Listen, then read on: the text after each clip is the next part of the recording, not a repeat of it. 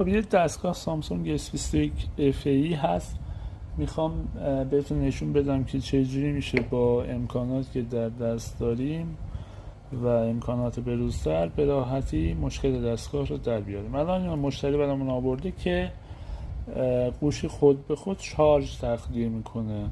ما بررسی کردیم ایراد از برد پایین هست، ولی ایراد جوری نشون میداد که شاید مثلا اگه امکانات نبود میرفتیم سراغ تغذیه یا سی پی یو. اما نشون میدم که من چه جوری پیدا کردم. این دوربین حرارتی است یا ترموویژن.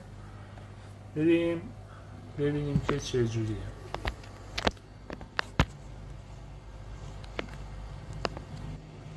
خب و الان فلت شارژ رو نصب میکنم.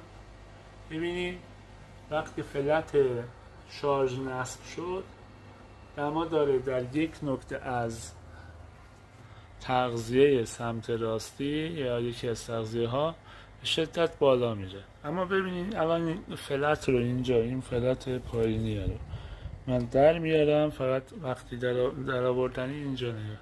الان در میارم دیگه دما نقطه ای نشد، دما 34 درجه شده الان در اون نقطه در حالت استندبای و تقریبا دمای محیط ماست و اینجوری میشه که به راحتی با استفاده از امکانات کار رو در آورد.